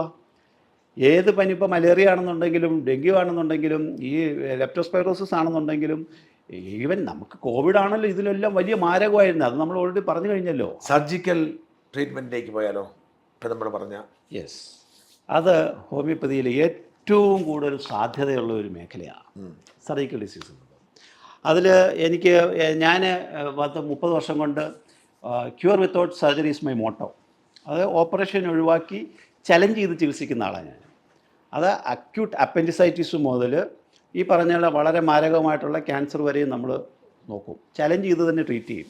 പറ്റത്തില്ല എന്നുണ്ടെങ്കിൽ പറ്റത്തില്ല എന്ന് പറയും. അഡ്മിഷൻ എടുക്കേണ്ടതാണെങ്കിൽ അഡ്മിറ്റ് ചെയ്യാനും പറയും. പക്ഷേ ഈ പറയുന്ന സർജിക്കൽ ഡിസീസുകൾ, ഇപ്പം പിന്നെ കിഡ്നി സ്റ്റോൺ, അതല്ല എന്നുണ്ടെങ്കിൽ പിന്നെ പൈലോനിഡൽ സൈനസ്, അല്ലെങ്കിൽ പിത്താശയക്കല്ല്, അല്ലെങ്കിൽ ഹെമറോയിഡ്സ്, പൈൽസ്, അങ്ങനെ ഈ പറയുന്ന രീതിയിൽ പിന്നെ നമ്മൾ ഹോസ്പിറ്റലിൽ കിടന്ന് സർജറി ചെയ്ത് ചികിത്സിക്കേണ്ട രോഗങ്ങൾക്കെല്ലാം തന്നെ ഒരു 90% കേസുകളും ഹോമിയോപ്പതി മരുന്നുകൾ നമുക്ക് മാനേജ് ചെയ്യാൻ പറ്റും. കിഡ്നി സ്റ്റോൺ എന്ന് പറഞ്ഞേ, കിഡ്നി സ്റ്റോണുകളിൽ ഞാൻ ഒരു 20 mm സ്റ്റോൺ വരെ എൻ്റെ ക്ലിനിക്കിൽ ഇരിപ്പുണ്ട്. അത് ഏറ്റവും കൂടുതൽ ഞാൻ ചികിത്സിക്കുന്നത് സ്റ്റോണുകളാണ്. ഇത് മുഴുവൻ കിഡ്നി സ്റ്റോണുകളാണ്. ഏതാണ്ട് ഒരു 200 സ്റ്റോണുകൾ എൻ്റെ കയ്യിൽ ഇരിപ്പുണ്ട്. എടുക്കുന്നതിനകത്ത് ഇത് ശരിക്കും കല്ല് തന്നെയാണല്ലേ? ഇതെല്ലാം കല്ലാണ്. ഞാൻ എൻ്റെ ക്ലിനിക്കിൽ ഇതിൻ്റെ ഒരു കളക്ഷൻ തന്നെയാണ്, മനസ്സിലായില്ലേ? ആൾക്കാർ ചോദിക്കും വീടുണ്ടാക്കാൻ വേണ്ടി ഇതെങ്ങനെ ഡെവലപ്പ് ചെയ്ത് വരുന്ന ഞാൻ ഇതൊന്ന് കാണിച്ചോട്ടെ. ഇതെല്ലാം കിഡ്നി സ്റ്റോണുകളാണ്. ഇത് എൻ്റെ 2 സ്ഥാപനത്തിലിരിക്കുന്ന സ്റ്റോണുകളാണ്. ഇത് രോഗികളെ എടുത്തുകൊണ്ട് വരുന്ന സ്റ്റോണുകളാണ്. ഇതെല്ലാം 1ഉം 2ഉം പ്രാവശ്യം പൊടിച്ചതിന് ശേഷം വീണ്ടും സ്റ്റോൺ വരുമ്പോഴത്തേക്ക് ഇനി അവർ പൊടിക്കാൻ പോകില്ല, കാരണം ഇനി കിഡ്നി അടിച്ചു പോകും. അപ്പം നമ്മളെടുത്ത് വരുമ്പോഴത്തേക്ക് നമ്മൾ മരുന്ന് കൊടുത്ത് പുറത്ത് വരുന്ന. എങ്ങനെയാണ് കിഡ്നി സ്റ്റോൺ ഉണ്ടാവുന്നത്? കിഡ്നി സ്റ്റോൺ ഒന്ന് കാൽസ്യം ഓക്സലേറ്റ് ആണ് ഏറ്റവും പ്രധാനമായിട്ടുള്ള സ്റ്റോൺ എന്ന് പറഞ്ഞാൽ. കാൽസ്യം ഓക്സലേറ്റ് ശരിക്കും നമ്മൾ കല്ലിൻ്റെ അതേ കണ്ടൻറ്റ് തന്നെയാണ്, മനസ്സിലായില്ലേ? പിന്നെ കാൽസ്യം ഫോസ്ഫേറ്റ്, കാൽസ്യവും ഫോസ്ഫേറ്റും കൂടി ചേരുന്നതാണ്. ഈ ഭക്ഷണ രീതി ഉണ്ടായി വരുന്ന. അതെ. പിന്നുള്ളത് സ്ട്രോയിഡ് ക്രിസ്റ്റൽസ് എന്ന് പറയും, സ്റ്റാക്ക് ഹോൺ ക്രിസ്റ്റൽസ്. അതിനകത്ത് യൂറിനറി ഇൻഫെക്ഷൻ, ഒരുപാട് യൂറിനറി ഇൻഫെക്ഷൻ വന്നു കഴിയുമ്പോൾ ബാക്ടീരിയയുടെ ഒരു ബൈ പ്രോഡക്റ്റാണ് ഈ അമോണിയ. അപ്പം ഈ അമോണിയവും ഫോസ്ഫേറ്റും ഈ പറഞ്ഞ പോലെ മാഗ്നീഷ്യം കൂടി ചേരുമ്പോൾ ഈ പറഞ്ഞ സ്റ്റാക്ക് ഹോൺ ഈ കിഡ്നിയുടെ എല്ലാ ടിഷ്യൂസിൻ്റെ ഇടയിലേക്ക് ഇങ്ങനെ കൊമ്പ് പോലെ കയറിയിരിക്കുന്ന സ്റ്റോണുകളുണ്ടാകും, സ്ട്രോയിറ്റ്. പിന്നെ യൂറിക് ആസിഡ് ക്രിസ്റ്റൽസും വളരെ കോമൺ ആയിട്ടുള്ളതാണ്, മനസ്സിലായില്ലേ? ഇത്രയും ക്രിസ്റ്റൽസാണ് വളരെ കോമൺ ആയിട്ട് നമുക്ക് കാണുന്നത്. അതിൽ ആഹാരത്തിൽ യൂറിക് ആസിഡ്, ഇപ്പോൾ ബീഫ് കഴിക്കുന്നവർക്ക്, ചെറുപയർ കഴിക്കുന്നവർക്കൊക്കെ ഈ യൂറിക് ആസിഡ് ഉണ്ടാവും. കിഡ്നി സ്റ്റോണും ഉണ്ടാവും, ആർത്രൈറ്റിസും ഉണ്ടാവും. നടക്കാൻ പറ്റില്ല, ജോയിൻറ്റ് പെയിൻ വരും, തള്ളവിരലിലൊക്കെ വേദന വരും, കാലിൽ വിരലിൽ ആർത്രൈറ്റിസ് വരും. ഞാനൊരിക്കലേ തടി കുറയ്ക്കാൻ തീരുമാനിച്ചു, 81. അതിന് വേണ്ടി ഭയങ്കര ഡയറ്റിംഗ് ഒക്കെ ചെയ്തു. രാവിലെ കടല ഓ അങ്ങ് കഴിക്കുക എല്ലാ ദിവസവും. ആ എന്നിട്ട് ഒരു ദിവസം എനിക്ക് വേറെ പ്രശ്നമൊന്നുമുള്ള ആളല്ല, എല്ലാ ദിവസവും കടലയാക്കി. ആ ആരോ പറയും, ഏതോ ഡോക്ടർ പറഞ്ഞു ധാന്യം കൂട്ടാൻ പറഞ്ഞു. ആ. ഞാൻ കടല അല്ലെങ്കിൽ ചെറുപയരം കഴിക്കാൻ തുടങ്ങി. നല്ലതാണ്. ഒരു ദിവസം രാവിലെ എണീറ്റ് നടക്കാൻ നിലത്തോട്ട് കാല് വെക്കി മറിഞ്ഞു വീടും, കാലിൻ്റെ വേദന കാരണം. അതുകൊണ്ട് കൂടി ഞാൻ അന്ന് ഒത്തിയാണ് വണ്ടി വന്ന് കയറുന്നത്. എനിക്കൊരു പിടിയും കിട്ടുന്നില്ല. ആ വൈകുന്നേരം ആയപ്പോഴത്തേക്ക് എനിക്ക് വയ്യാതായി. ഞാൻ ആശുപത്രി കൊണ്ടുപോയി യൂറിക് ആസിഡ്. പക്ഷെ അപ്പം തന്നെ മാറി, അത് നിർത്തിയപ്പോൾ തന്നെ മാറി. ചെറുപയർ, കടല, ബീഫ് ഇത് മൂന്നും ഒഴിവാക്കിക്കോ, നിങ്ങൾക്ക് രക്ഷപ്പെടാൻ പറ്റും. ഒരു മരുന്നും വേണ്ട. അല്ല ഞാൻ പിന്നെ അങ്ങ് അതാ ആ ഒരു വരവ് അങ്ങനെ കഴിച്ചുണ്ടാക്കിയതാണ്. ഒരു മാസത്തോളം കഴിച്ചപ്പോൾ ഇതായി. പിന്നെ ഇപ്പോൾ ഈ കാൽസ്യം ഓക്സലേറ്റോ കാൽസ്യം ഫോസ്ഫേറ്റോ ഒക്കെ ആണെന്നുണ്ടെങ്കിൽ ഇപ്പം ഇലകളെല്ലാം ഒഴിവാക്കാൻ ഞാൻ പറയും. ചീര, ക്യാബേജ്, കോളിഫ്ലവർ ഒഴിവാക്കാൻ പറയും. നെല്ലിക്ക ഏറ്റവും നല്ല സാധനമല്ലേ, അയൺ റിച്ചാണ്, വൈറ്റമിൻ സി റിച്ചാണ്, കാൽസ്യം റിച്ചാണ്. അപ്പോൾ സ്റ്റോൺ ഉള്ളവൻ നെല്ലിക്ക ജ്യൂസ് എല്ലാ ദിവസവും ഉപയോഗിച്ച് കഴിഞ്ഞാൽ സ്റ്റോൺ അങ്ങ് ഉണ്ടാവും. കപ്പലണ്ടി, കാഷ്നട്ട് നല്ല സാധനമാണ്. പക്ഷേ സ്റ്റോൺ പേഷ്യൻറ്റ് നമ്മൾ ഒഴിവാക്കാനാണ് പറയുന്നത്. ഞാൻ ഇടയ്ക്കിടയ്ക്ക് പറഞ്ഞ് തിന്നുന്നുണ്ടോ, അമിതമാവരുതല്ലേ? അമിതമായി കഴിഞ്ഞാൽ എൻ്റെ അടുത്ത് വരേണ്ടി വരും. ഇടയ്ക്കിടയ്ക്ക് ഒരു സുഖമാണല്ലോ എടുത്ത് കഴിക്കാറുണ്ട്. അത് അറിയും. അതുപോലെ ചെറിയ മത്സ്യങ്ങൾ, നത്തോലി, നമ്മളവിടെയൊക്കെ ചൂടയെന്നാണ് പറയുന്നത്. എറണാകുളം ഭാഗത്തൊക്കെ കൊഴുവാന്ന് പറയും, മനസ്സിലായില്ലേ? ഇത് മുള്ളെന്ന് പറയുന്നത് എല്ലെന്ന് പറഞ്ഞാൽ കാൽസ്യമാണ്. ഇത് പൊരിച്ചടിക്കും, ഫ്രൈ ചെയ്ത് വാരി തിന്നുന്നവരുണ്ട്, മനസ്സിലായില്ലേ? ചായയുടെ കൂടെ വരെയും കൊഴുവ ഫ്രൈ ചെയ്ത് കഴിക്കുന്നവരുണ്ട്. പക്ഷേ പണി കിട്ടും. കുറേ കാലം കഴിയുമ്പോഴത്തേക്ക് സ്റ്റോണായിട്ടിഞ്ഞ് വരും. അപ്പോൾ ഇതെല്ലാം നമ്മൾ റെസ്ട്രിക്റ്റ് ചെയ്യാൻ പറയും. ബീഫ് ഓക്കെ, എന്നിട്ട് പറഞ്ഞേ എങ്ങനെ? എന്നിട്ട് ഈ നമ്മളിത് അപ്പോൾ ഇത് വന്നു കഴിഞ്ഞാൽ ഒരു 20 mm വരെ സ്റ്റോണൊക്കെ ഞാൻ പറയും സർജറി ഒഴിവാക്കാം. അവരൊക്കെ എല്ലാം ഈ രീതിയിൽ നമ്മളൊരു 2-3 മാസമൊക്കെ മെഡിസിൻ കഴിച്ചു. ചിലർക്ക് ഒറ്റയാഴ്ച കൊണ്ട് സ്റ്റോൺ വന്നവരുണ്ട്. അത് വേദന വളരെ പെട്ടെന്ന് തന്നെ കുറഞ്ഞു പോകുന്നുണ്ട്. അവിടെയൊക്കെ നമ്മൾ ഉപയോഗിക്കുന്ന വളരെ ലീസ്റ്റ് മിനിമം മരുന്നുകളാണ്. വളരെ ചുരുക്കം, വളരെ കുറഞ്ഞ അളവിലുള്ള മരുന്നുകളാണ് ഉപയോഗിക്കുന്നത്. ആ മരുന്നിൽ പോലും ഈ സ്റ്റോൺ ഇറങ്ങി വരുന്നു എന്നുള്ളതാണ്. വെള്ളം കുടിക്കാൻ പറയും, 2.5 ലിറ്റർ 3 ലിറ്റർ വെള്ളം കുടിക്കാൻ പറയും. ഒപ്പം ഈ ഡയറ്റ് റെസ്ട്രിക്റ്റ് ചെയ്യും, മെഡിസിൻ കൊടുക്കും. ഒരുപാട് ആൾക്കാർക്ക് ആശ്വാസം വരുമല്ലേ. അതുപോലെ ഈ പിത്താശകല്ല്. ഒരു മിനിറ്റ്, ഈ കൂടെ ചോദിച്ചു, ഒരു മനുഷ്യൻ ഒരു ദിവസം നേരെ വെള്ളം കുടിക്കണ്ടേ? ഒരു 2 ലിറ്ററിൽ മുകളിൽ വെള്ളം കുടിക്കണം. 2 ലിറ്റർ, 2-2.5 ആ ഒരു റേഞ്ചിൽ കുടിക്കണം. പിത്താശകല്ലിൽ നമുക്ക് ഭയങ്കരമായിട്ട് റിസൾട്ട് ഉണ്ടാക്കാൻ പറ്റുന്നതാണ്. കാരണം നമ്മൾ ഈ പിത്താശകല്ലിനകത്ത്, പിത്താശക്കല്ലെന്ന് പറഞ്ഞാൽ ഒന്ന് കൊളസ്ട്രോള്, പിന്നെ ഒന്ന് കാൽസ്യം, പിന്നെ ബൈൽ പിഗ്മെൻറ്റ്സ്, ഇതിൻ്റെ ഒരു കോമ്പിനേഷനാണ് പിത്താശക്കല്ല്. അപ്പം കൊളസ്ട്രോൾ റെസ്ട്രിക്റ്റ് ചെയ്യണമെന്ന് നമ്മൾ ജനറലൈസ് ചെയ്ത് പറയും, കാൽസ്യം റെസ്ട്രിക്റ്റ് ചെയ്യണമെന്ന് പറയും, വെള്ളം കൂടുതൽ കുടിക്കണം എന്ന്, ഇതെല്ലാം പറയുന്ന കൂട്ടത്തിൽ സ്റ്റോണിന് മരുന്ന് പിന്നെ സർജറി അല്ലാതെ, അല്ലെങ്കിൽ ഈ പിത്താശയം എടുത്ത് കളയുക മാത്രമാണ് ചികിത്സ. പക്ഷേ നമ്മുടെ മെഡിസിനിൽ ഈ പിത്താശയം രക്ഷപ്പെട്ട ഒരുപാട് കേസുകളുണ്ട്. ഇതൊക്കെ പിന്നെ എറണാകുളത്ത് പെരുമ്പാവൂരുള്ള ഒരു കേസാണ്. ഞാൻ ഒരുപാട് പിന്നെ കല്ലുകൾ രക്ഷപ്പെടുത്തി. ഇതിപ്പോൾ വളരെ റീസെൻ്റായിട്ട് ഉണ്ടായിരുന്നതാണ്. അവിടുത്തെ ഒരു വലിയ ഫേമസ് ആശുപത്രിയിൽ ഇദ്ദേഹം ഒരു കാർഡിയാക് പേഷ്യൻ്റാണ്. അതുകൊണ്ട് അവിടുത്തെ ഫേമസ് ആശുപത്രി ചികിത്സയ്ക്ക് ഇരിക്കുന്ന ആളാണ്. വെറും 3 ആഴ്ചയെ മരുന്ന് കൊടുത്തുള്ളൂ. ഇത് 2 സ്കാനും ഇതിനകത്തുണ്ട്. ഈ സ്കാൻ നോക്കിക്കഴിഞ്ഞാൽ നിങ്ങൾക്ക് കാണാം കല്ല് എങ്ങോട്ട് പോയെന്ന് കണ്ടില്ല. പിത്താശയക്കല്ല് ഒരിക്കലും പിന്നെ സർജറി ഇല്ലാതെ പോവില്ല എന്ന് പറയുന്നതാണ്. എൻ്റെ കൂടെ വർക്ക് ചെയ്തിരുന്ന ഒരു ഡോക്ടറുണ്ട്. ഇതുപോലെ ഒരു ദിവസം ക്ലിനിക്കിൽ നിന്ന് വിളിച്ചൊന്ന് ഭയങ്കര വയറുവേദനയെന്ന് പറഞ്ഞു. അപ്പോൾ ഞാൻ പറഞ്ഞു മെഡിസിൻ എടുത്ത് കഴിക്കാൻ പറഞ്ഞു. ഞാൻ അന്നിവിടെ ഇല്ല, ഇന്ന മരുന്ന് കഴിക്കാൻ പറഞ്ഞു. മരുന്ന് കഴിച്ചപ്പോൾ വൈകിട്ട് വീട്ടിൽ ചെന്നപ്പോഴത്തേക്ക് അവിടെ ഇൻലോസ് എല്ലാം കൂടെ, ഹസ്ബൻഡും ഇൻലോസ് എല്ലാം പറഞ്ഞു നമുക്ക് ആശുപത്രി പോകണം, ഇത് വെച്ചുകൊണ്ടിരിക്കാൻ പറ്റില്ല. ഇവിടുത്തെ നിയറസ്റ്റ് വലിയ കരമനയുള്ള ആശുപത്രി പോയി. പിറ്റേ ദിവസം സർജൻ വന്നിട്ട് പറഞ്ഞു നമുക്ക് പിന്നെ സർജറി ചെയ്യേണ്ട സിറ്റുവേഷനാണ്, നമുക്ക് ഒന്നുകൂടി ഒന്ന് സ്കാൻ ചെയ്യാമെന്ന് പറഞ്ഞു. സ്കാൻ ചെയ്തുകൊണ്ടിരിക്കുമ്പോഴത്തേക്ക് റേഡിയോളജി പറയുകയാണ് there is something moving, gold ball ആയതുകൊണ്ട് അവിടുന്ന് എന്തോ മൂവ് ചെയ്യുന്നുണ്ട്, അത് കോമൺ ബൈൽ ഡക്റ്റിൽ വന്നിട്ട് സാധനം ആമാശയത്തിലേക്ക് ഡിയോഡനത്തിലേക്ക് വീഴുന്നതാണ് കാണുന്നത്. ഒരിക്കലും ഇറ്റ് വാസ് എ സർപ്രൈസ്. കാരണം ഒരിക്കലും ഒരു കല്ലിങ്ങനെ മൂവ് ചെയ്ത് പിന്നെ ഈ പറഞ്ഞ വീഴത്തിലേക്ക് വീഴില്ല, പിത്താശയക്കല്ല്. പക്ഷേ അത് അവിടെ കണ്ട് ആ റിപ്പോർട്ടാണ് കൊണ്ടുവരുന്നത്, സ്റ്റോൺ ഈ പറഞ്ഞ രീതിയിൽ താഴോട്ട് വീഴുന്നത്. എനിക്ക് സ്റ്റോണിൻ്റെ പിത്താശയക്കല്ല് ഇവിടെ കാണിക്കാൻ പറ്റില്ല, അത് മോഷണത്തിൽ കൂടി അങ്ങ് പോകുന്നതുകൊണ്ട് നമുക്ക് എവിഡൻസ് കാണിക്കാൻ പറ്റില്ല, സ്കാൻ പിക്ചർ മാത്രമേ കാണിക്കാൻ പറ്റുള്ളൂ, മനസ്സിലായേ? അപ്പോൾ ഇതുപോലെ നമുക്ക് മാനേജ് ചെയ്യാൻ പറ്റും പിത്താശയക്കല്ല്. പക്ഷെ ഒരുപാട് വലുതായിപ്പോയി, മൾട്ടിപ്പിൾ സ്റ്റോൺസ് ഒത്തിരി വലുതാണെന്നുണ്ടെങ്കിൽ നമുക്ക് എടുക്കാൻ പറ്റില്ല. ഒരു ഈ പറഞ്ഞില്ലേ 15 mm 20 mm താഴെയുള്ളതൊക്കെ നമുക്ക്. ഗൈനക് കേസുകളിൽ അതായത് ഈ ഹോമിയോപ്പതിയിൽ ഏറ്റവും കൂടുതൽ പിന്നെ വളരെ എൻ്റെ ക്ലിനിക്കിൽ അതിനൊരു പ്രൊമോഷൻ തന്നെയുണ്ട്. അതായത് സ്ത്രീകളെ ചികിത്സിക്കാൻ ഏറ്റവും ഉചിതമായ സമയം ഏതാണെന്ന് ചോദിച്ചു കഴിഞ്ഞാൽ ഇറ്റ് ഈസ് ഡ്യൂറിങ് പ്രഗ്നൻസി. ഏതെങ്കിലും ഒരു സിസ്റ്റം പറയുമോ ആദ്യത്തെ 3 മാസം പ്രഗ്നൻ്റ് ആയ ഉടനെ അവർ എന്താ പറയുന്നത്, ഒരു മരുന്നും കഴിക്കാൻ പാടില്ല, അതല്ലേ, നിശബ്ദമായിട്ടിരിക്കണം, ഒരു മരുന്നും കൊടുക്കരുതെന്നാണ് പറഞ്ഞത്.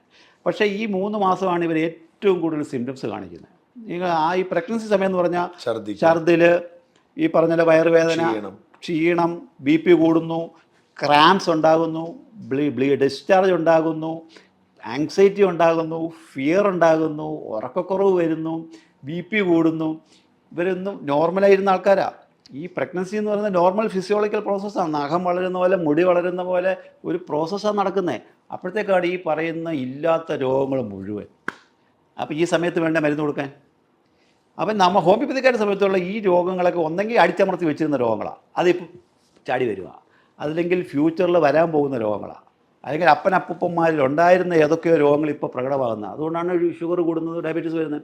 ഈ സമയത്ത് പ്രഗ്നൻസി സമയത്ത് മരുന്ന് കൊടുക്കാൻ പറ്റിയാൽ ഡെലിവറി നോർമലാവും. പ്രോജനി അടുത്ത ജനറേഷനിലേക്ക് ജനറേഷൻ ടു ജനറേഷൻ വരുന്ന ജനറ്റിക് ഡിസീസുകൾ മുഴുവൻ നമുക്ക് യൂട്രസ് വെച്ച് ബ്ലോക്ക് ചെയ്യാൻ പറ്റും. അപ്പോൾ അടുത്ത ജനറേഷൻ, അടുത്ത ജനിച്ച് വീഴുന്ന കുഞ്ഞുങ്ങളെല്ലാം പെർഫെക്റ്റ്, വളരെ ഹെൽത്തി ബേബീസാണ് വരുന്നത്. പ്രഗ്നൻസിയിൽ തന്നെ നമ്മൾ യൂട്രസിൽ വെച്ച് തന്നെ ഈ രോഗങ്ങൾ മുഴുവൻ ബ്ലോക്ക് ചെയ്യുന്നതുകൊണ്ട് ഹെൽത്തി ബേബീസ് അടുത്ത ജനറേഷൻ മുഴുവൻ രക്ഷപ്പെടും. അവനെല്ലാം അങ്ങനെ അവരും കറക്റ്റായിട്ട് ഹോമിയോ മരുന്നാണ് കഴിക്കുന്നതെങ്കിൽ they will never get serious illness. അവരൊക്കെ ആർക്ക് ഹാർട്ട് ഡിസീസോ TBയോ ക്യാൻസറോ അങ്ങനെയുള്ള ഒരു രോഗങ്ങളും ഫ്യൂച്ചറിൽ വരില്ല. എല്ലാം പ്രായം ചെന്ന് 90, 90, 100 വയസ്സിലേ അവർ മരിക്കുള്ളൂ. ഇതാണ് യഥാർത്ഥ ഹോമിയോപ്പതി. ഇത് അതുകൊണ്ടാണ് ഞാൻ പറഞ്ഞത് ലോക നന്മയ്ക്കുള്ളൊരു സിസ്റ്റമാണെന്ന്. വളരെ സ്കിൽഡായിട്ടുള്ള ഹോമിയോപ്പതി ലോകം മുഴുവൻ വരേണ്ട ആവശ്യമോ ഇതുകൊണ്ടാണ്. അത് പ്രഗ്നൻസിയിൽ തന്നെ നമ്മൾ തുടങ്ങണം. എത്ര പേർക്കറിയാം പ്രഗ്നൻസിയിൽ ഹോമിയോ മരുന്ന് കൊടുക്കണമെന്ന് ആർക്കെങ്കിലും അറിയുമോ? ഓക്കെ, അപ്പം ഈ സർജറി ഒഴിവാക്കുന്ന മറ്റ് രോഗങ്ങൾ ഏതാണ്? ഇപ്പം sinusitis, tonsillitis, adenoids, peptic ulcer, prostate വീക്കം, ഈ പറഞ്ഞ രീതിയിൽ എല്ലാ അവയവങ്ങളിൽ വരുന്ന ക്യാൻസറുകൾ, ഇതെല്ലാം ഹോമിയോപ്പതിയിൽ മാനേജബിളാണ്. എന്തിന്? വളരെ സീരിയസ് ആയിട്ടുള്ള ഇപ്പം സ്ട്രോക്ക്. ഇപ്പം ഞാൻ തന്നെ ഒരു 3 സ്ട്രോക്ക് 3 സ്ഥലത്ത് കിടപ്പുണ്ട്. ഒന്ന് UK കിടക്കുന്നത്. UK 1.5 വർഷം കൊണ്ട് പിന്നെ ICU കിടക്കുന്ന ഒരു കേസ് നമ്മൾ ഇവിടുന്ന് മരുന്ന് കൊടുത്ത് ചികിത്സിച്ചുകൊണ്ടിരിക്കുക. മലയാളിയാണ്, ചെങ്ങന്നൂരുകാരിയാണ്, മനസ്സിലായില്ലേ? അപ്പം അവർക്ക് അവിടെ 1.5 വർഷം കൊണ്ട് ഈ പറഞ്ഞ രീതിയിൽ പിന്നെ ബ്രെയിൻ ബ്ലീഡിങ് വന്നിട്ട് അവരവിടെ ഞാൻ ഐ ഗെയ്സ് എന്ന് പറഞ്ഞിട്ടൊരു ഒരു സാധനത്തെക്കുറിച്ചൊക്കെ പഠിക്കുന്നത് എങ്ങനെയാണ്. ഞാൻ ഐ ഗെയ്സ് എന്ന് പറഞ്ഞാൽ ഇങ്ങനെ സ്ട്രോക്ക് വന്ന് കിടക്കുന്നവർക്ക് കൈയും കാലും അനങ്ങില്ല, ഫുള്ളി പാരലൈസ്ഡാണ്. അവർ കണ്ണുകൊണ്ട് അവരുടെ ഐറിസാണ് സംസാരിക്കുന്നത്. ഐറിസ് ഈ ഇൻസ്ട്രുമെൻറ്റിലേക്ക് നോക്കിയിട്ട് പറയും, അവരുടെ എന്താണോ വിചാരിക്കുന്നത് ആ കമാൻഡ് ഈ പറയുന്ന മൊബൈലിലേക്ക് പോവുക ചെയ്യുന്നത് ത്രൂ ഐ ഗെയ്സ്. ഞാനുമായിട്ട് ഇപ്പോൾ അവർ കമ്മ്യൂണിക്കേറ്റ് ചെയ്യുന്നത് ഈ രീതിയിലാണ്. അവരുടെ മരുന്നുകൾ ഇപ്പോൾ കൊടുത്തുകൊണ്ടിരിക്കുന്നു. തീർച്ചയായിട്ടും അത് റിസൾട്ട് ഉണ്ടാകുമെന്നാണ് എൻ്റെ പ്രതീക്ഷ. അവർ ഒറ്റ മോളാണ്. അപ്പോൾ ഇത് സ്ട്രോക്ക് വീട്ടിൽ തന്നെയാണോ ഇല്ല, അവരവിടെ ഹോസ്പിറ്റലിൽ കിടത്തിയിരിക്കുക. ഹോമിയോ ഹോസ്പിറ്റൽ അല്ലല്ല, അലോപ്പതി ആശുപത്രിയിൽ ഹോസ്പിറ്റലിൽ കിടത്തിയിരിക്കുക. അനുവദിക്കും. അവർ അവിടുത്തെ നഴ്സായിരുന്നു. അതുകൊണ്ട് അവർക്ക് അവിടെ പെർമിഷനുണ്ട്. 1.5 വർഷം കൊണ്ട് അവരവിടെ കിടക്കുക. അപ്പോൾ പേരും ഒന്നും ഇപ്പോൾ പറയാൻ പറ്റില്ല, കാരണം അണ്ടർ ട്രീറ്റ്മെൻറ്റ് ആയതുകൊണ്ട്. അപ്പോൾ ഈ സാധ്യത നമ്മൾ എക്സ്പ്ലോർ ചെയ്യുകയാണ്. സ്ട്രോക്ക് വന്നിട്ട് ഇപ്പോൾ തൃശ്ശൂരുള്ള കേസ് കഴിഞ്ഞ മാസം 2 മാസം മുമ്പ് തൃശ്ശൂർ ഹോസ്പിറ്റലിൽ ചികിത്സയിലായിരുന്നു. അവസാനം പിന്നെ ഈ നമ്മുടെ ഈ വീഡിയോ ഒരു പിന്നെ സ്ട്രോക്ക് വന്നിട്ട് ഒരു കുട്ടിയെ രക്ഷപ്പെട്ട ആ വീഡിയോ കണ്ടിട്ട് ഇവർ എൻ്റെ അടുത്ത് വരും ആലുവ ക്ലിനിക്കിൽ വന്ന്. ഞാൻ മെഡിസിൻ കൊടുത്തിട്ട് ഒരാഴ്ച കഴിയുമ്പോഴത്തേക്ക് ഈ മനുഷ്യൻ 2 മാസമായിട്ട് സംസാരിക്കാതെ കോമയിൽ കിടക്കുന്ന ആളാണ്. പെട്ടെന്ന് ഒരു ദിവസം എഴുതിയിട്ട് ഇവിടെ സംസാരിക്കാൻ തുടങ്ങി. അത് ഇതാണ് കരസ്മാറ്റിക് മറ്റേ അത്ഭുത രോഗശാന്തി ശുശ്രൂഷകൾ ഇത് ഒരിക്കലുമല്ല. അവിടെയാണ് ഇതിനകത്ത് ഇത് പിന്നെ നമ്മൾ കറക്റ്റ് മരുന്ന് ഐഡൻറ്റിഫൈ ചെയ്ത് കൊടുത്തതിന് ശേഷമാണല്ലോ ഈ റിസൾട്ട് കാണുന്നത്. അല്ലാതെ ചെന്ന് മന്ത്രിച്ചിട്ടല്ലല്ലോ. അപ്പോൾ അങ്ങനെ പറഞ്ഞു ഒതുക്കാൻ നോക്കരുത്, മനസ്സിലായില്ലേ? അപ്പോൾ അത് എവിഡൻസാണ്, വിത്ത് എവിഡൻസാണ് ഈ പറയുന്നത്. നമ്മുടെ മരുന്ന് കൊണ്ടുപോയി 6-ാം ദിവസം പേഷ്യൻ്റ് സംസാരിക്കാൻ തുടങ്ങുന്നു. അത് നമ്മുടെ അടുത്ത് വിളിച്ചു പറയുന്നു. അതിനുശേഷം നമ്മൾ മരുന്ന് കൊടുത്തതിന് ശേഷം കൈയും കാലും അനക്കുന്നു. മനസ്സിലായി, വളരെ പാരലൈസ് ആയിട്ട് കിടന്ന ആളല്ലേ. അപ്പോൾ ഇത് നമ്മൾ കാണുന്നതാണ്. അതുപോലെ തന്നെ ഇൻഫോ പാർക്കിൽ CEO ആയിരുന്ന ഒരു വ്യക്തിയുണ്ട്, പിന്നെ എറണാകുളം. അദ്ദേഹം ഇപ്പം മദ്രാസിലാണ്. അദ്ദേഹത്തിന് പൈലോനിഡൽ സൈനസ് ഉണ്ടായിരുന്നു. കൽക്കട്ടയിൽ പഠിക്കാൻ പോകുന്ന സമയത്ത് എൻ്റെ അടുത്ത് വരിക. അതായത് നമ്മൾ വാല് വരുന്ന സ്ഥലത്ത് ചെറിയൊരു മുഴ വരും, അത് പഴുക്കും, ഇടയ്ക്കിടയ്ക്ക് വന്നിങ്ങനെ പൊട്ടിക്കൊണ്ടേയിരിക്കും. ഒരു മേജർ സർജറി, അതായത് നമ്മുടെ സ്പൈൻ്റെയോട് ചേർന്നായതുകൊണ്ട് മേജർ സർജറി വേണം. അപ്പോൾ ചിലപ്പം പേഷ്യൻ്റ് എഴുന്നേക്കും, ചിലപ്പോൾ എഴുന്നേക്കില്ല. അങ്ങനെ ഒരു സാധ്യതയും കൂടി അതിനുണ്ട്, മനസ്സിലായില്ല. മേജർ സർജറി ആയതുകൊണ്ട് കഴിയും, അല്പം റിസ്ക്കിയാണ്. അപ്പോൾ ഇദ്ദേഹത്തിൻ്റെ ഫാദർ ഒരു പിന്നെ ഡോക്ടറാണ്. അപ്പോൾ അദ്ദേഹം ഹോമിയോപ്പതി താല്പര്യമുള്ളതായതുകൊണ്ട് എൻ്റെ അടുത്ത് കൊണ്ടുവരുന്നു. സാധാരണ അലോപ്പതി ഡോക്ടറാണ്. ഇവിടെ ജന ഹോസ്പിറ്റലിൽ പുള്ളി മരിച്ചുപോയി. അദ്ദേഹം പിന്നെ വന്നപ്പം മെഡിസിൻ വാങ്ങിച്ചു. 6 മാസത്തേക്കുള്ള മരുന്ന് ഞാൻ കൊടുത്തു വിടുക. അദ്ദേഹത്തെ അന്ന് ഇൻഫോ പാർക്ക് CEO ആയിരുന്ന സമയത്ത് എനിക്ക് തന്ന മെയിലായത്, മനസ്സിലായില്ലേ. അതായത് ഇത് ജനം അറിയണം, പൂർണ്ണമായിട്ടും എൻ്റെ പൈലോനിഡൽ സൈനസ് ഹോമിയോ മരുന്ന് കഴിച്ചിട്ടാണ് മാറുന്നത് എന്നുള്ളതിൻ്റെ പേരന ഋഷികേശ് നായർ. അദ്ദേഹം അത് കഴിഞ്ഞ് ഇവിടെ നമ്മുടെ ടെക്കോ പാർക്കും CEO ആയിരുന്നു. അദ്ദേഹം ജനം അറിയണമെന്ന് പറഞ്ഞ് തന്നതാണ്, മനസ്സിലായില്ലേ. അതും അന്ന് അവിടുത്തെ ലെറ്റർ ഹെഡിലാണ് തന്നിരിക്കുന്നത്, ഇൻഫോ പാർക്കിൻ്റെ ലെറ്റർ ഹെഡിലാണ് തന്നിരിക്കുന്നത്, മനസ്സിലായില്ലേ. അപ്പോൾ അതുകൊണ്ട് ഇതൊക്കെ സർജിക്കൽ കണ്ടീഷൻസ് നമുക്ക് മാനേജ് ചെയ്യാൻ പറ്റുമെന്നുള്ളതിൻ്റെ എവിഡൻസുകളാണ്. ഞാൻ പറഞ്ഞത് സ്ട്രോക്കിൻ്റെ ഇപ്പോൾ തൃശ്ശൂർ കിടക്കുന്ന കേസാണ്, ഈസ് അണ്ടർ ട്രീറ്റ്മെൻറ്റ്, മനസ്സിലായില്ലേ. അപ്പോൾ ഇതുപോലെ പിന്നെ നമുക്ക് ബ്രെയിനിൽ ബ്ലീഡിങ് ഉണ്ടായിക്കഴിഞ്ഞാൽ തീർച്ചയായിട്ടും അത് അബ്സർവ് ചെയ്യാൻ വേണ്ടിയുള്ള ഒരുപാട് മരുന്നുകൾ എഫക്റ്റീവായിട്ടുണ്ട്. ഇത് മറുനാടൻ്റെ എനിക്കത് പീയൂഷ് ചെയ്ത് തന്നു അല്ലേ? പീയൂഷ് ആ കേസ് ഒന്ന് വിശദീകരിച്ച് എന്തായിരുന്നു അത്? ഏറ്റുമാനിലുള്ളൊരു കേസാണ്. ഹയന എന്നാണ് കുഞ്ഞിൻ്റെ പേര്. 1 വയസ്സേ ഉള്ളൂ. അതായത് അതിൻ്റെ മൂത്ത 2 മക്കളൂടെ ഉണ്ട്, എല്ലാം പെൺപിള്ളേരാണ്. അദ്ദേഹം പിന്നെ ചെറിയൊരു ഹോട്ടൽ അവിടെ നടത്തുന്ന ഒരു വ്യക്തിയാണ്, ഒരു സാധു മനുഷ്യനാണ്, നല്ല ഒരു ഭക്തരാണ് അവർ, മനസ്സിലായില്ലേ. അപ്പോൾ ആ കുട്ടി അതിനകത്ത് ഞാൻ എൻ്റെ ഒരു ഒബ്സർവേഷനിൽ ഈ പ്രൈമറി ഹെൽത്ത് സെൻ്ററിൽ നിന്ന് ഒരു ദിവസം കൊടുത്തേക്കുന്ന 5 വാക്സിനാണ്. എന്തായാലും കൊച്ചിന് എന്തായാലും പ്രശ്നം? 5 വാക്സിൻ കൊടുത്തു. അത് ഒരു ദിവസം കൊച്ച് 5 വാക്സിനോ? 5 വാക്സിൻ ഒരുമിച്ച് ഒറ്റ ദിവസത്തെ ഡേറ്റിൽ അത് കൊടുത്തിരിക്കുന്നത്. അപ്പം അത് കഴിഞ്ഞ് 1 മാസം കഴിഞ്ഞപ്പോഴത്തേക്ക് കൊച്ച് എൻ്റെ അമ്മയുടെ മടിയിൽ ഇരുന്നിട്ട് കൊച്ച് ഇങ്ങനെ അങ്ങ് വീണു. അപ്പോൾ അമ്മ വിചാരിച്ച് കൊച്ച് ഉറങ്ങുമായിരിക്കും. അപ്പോൾ അച്ഛൻ ബൈക്ക് എടുത്ത് യാത്ര ചെയ്യാൻ പോകുമ്പോൾ സാധാരണ കൊച്ച് ടാറ്റ പറയും.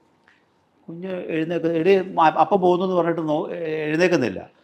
വിളിക്കുന്ന കൊച്ചിന് അനക്കമില്ല. അപ്പോൾ തന്നെ ഇമ്മീഡിയറ്റായിട്ട് അടുത്ത ആശുപത്രി കൊണ്ടുവന്നു. അവർ പറയുന്നത് എന്തോ സീരിയസ് ഇഷ്യൂ ആണ്, നിയറസ്റ്റ് ഹോസ്പിറ്റലിൽ കൊണ്ടുവന്നു. അവർ പാലായിൽ ഒരു ഹോസ്പിറ്റലിൽ കൊണ്ടുപോയി. ചേർപ്പങ്കൽ മെഡിസിറ്റിലായിരിക്കും. പാല ഹോസ്പിറ്റലിൽ തൽക്കാലം വിട്ടേക്കാം. അവിടെ കൊണ്ടുപോയി അവർ ഭാഗ്യത്തിന് അവർ MRI എടുത്തു. MRI എടുത്ത് നോക്കിയപ്പോഴത്തേക്ക് നിറയെ ബ്ലീഡിങ്ങാണ്, പല ഭാഗത്തായിട്ട് ക്ലോട്ടുകളാണ് ബ്രെയിനിൽ, തലച്ചോറ്.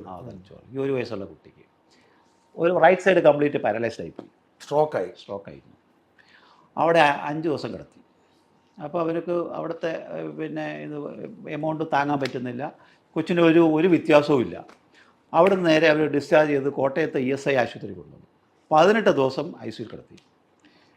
അങ്ങനെ അവർ പറഞ്ഞു വെല്ലൂർ കൊണ്ടുപോകാൻ പറഞ്ഞു. ഇനി ഒന്നും ചെയ്യാനില്ല, ഞങ്ങൾക്കൊന്നും ചെയ്യാനില്ല. ഒരു വർഷം തളർന്നു പോയി, സംസാരശേഷി കംപ്ലീറ്റ് പോയി. അച്ഛ അമ്മ എന്ന് പറഞ്ഞ് ചേച്ചിന്ന് വിളിച്ച് ഓടി നടന്ന കൊച്ചാ, സംസാരശേഷിയും പോയി. കണ്ണ് ഒരു വർഷം പാരലൈസ്, കാഴ്ച പോയി, റൈറ്റ് സൈഡ് കംപ്ലീറ്റ് പാരലൈസ്ഡായി. ഒരു ബിസ്ക്കറ്റ് പോലും കഴിക്കാൻ പറ്റാത്ത അവസ്ഥയായിപ്പോയി. അപ്പോൾ ആരോ പറഞ്ഞ് ഇങ്ങനെ അന്ന് വാക്സിന്, ഞാൻ ഈ കോവിഡുമായിട്ട് ബന്ധപ്പെട്ട് വാക്സിന് മരുന്ന് ഡീറ്റോക്സിഫൈ ചെയ്യാൻ വേണ്ടി മരുന്ന് കൊടുത്തുകൊണ്ടിരിക്കുക. അപ്പോൾ അങ്ങനെ ഒരു ഡോക്ടർ ഇവിടെ ആലുവയിലുണ്ട്, ഒന്ന് വിളിച്ച് ചോദിക്കുക, വാക്സിൻ കൊടുത്തതിന് ശേഷം വന്നതാണല്ലോ എന്ന് പറഞ്ഞാൽ അത് അവരെന്നെ വിളിക്കുക. അപ്പോൾ ഞാൻ പറഞ്ഞു കുഞ്ഞിനെ കൊണ്ടുവന്നാലും ഞാൻ നോക്കാമെന്ന് പറഞ്ഞു. അവർ ഏറ്റുമാനൂരിൽ കാറും പിടിച്ച് നേരെ ആലുവ ക്ലിനിക്കിൽ കൊണ്ടുവന്നിട്ട് ഞാൻ നോക്കിയപ്പോഴത്തേക്ക് കൊച്ചിൻ്റെ അവസ്ഥ ഇതാ. എന്നെ തൊടാൻ സമയത്ത് ഭയങ്കര കൊച്ച് കരയുവാണ്, കണ്ടിന്യൂസ് 24 hours കരച്ചിലാണെന്ന് പറഞ്ഞു, ഉറക്കവുമില്ല.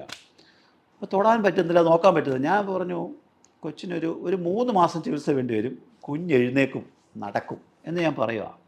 ആ പേരൻസിൻ്റെ മുഖത്തുണ്ടായ ഒരു സന്തോഷം, അതായത് ഒരാൾ പറയുകയാണ് കുഞ്ഞ് നടക്കും എഴുന്നേക്കും എന്നുള്ളത്, എന്നെക്കൊണ്ട് ആരോ പറയിപ്പിച്ചത്, മനസ്സിലായി.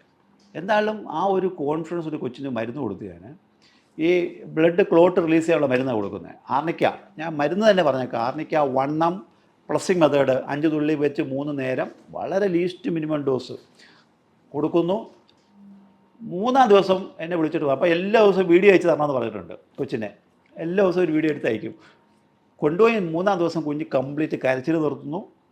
കഴുത്തുറച്ചിട്ടില്ലായിരുന്നു, കഴുത്തുറക്കും, മറ്റേ ഫുൾ സപ്പോർട്ടിലായിരിക്കുന്നത്. കൊച്ച് അമ്മ കൈ മാറ്റി നോക്കുന്നു, കഴുത്തുറച്ചിട്ടുണ്ട്. അങ്ങനെ 18-ാം ദിവസം കുഞ്ഞിന് ഞാൻ എൻ്റെ അടുത്ത് വിളിച്ച് പറഞ്ഞു കൊച്ച് പിന്നെ കണ്ണനക്കി തുടങ്ങിയെന്ന് പറഞ്ഞു.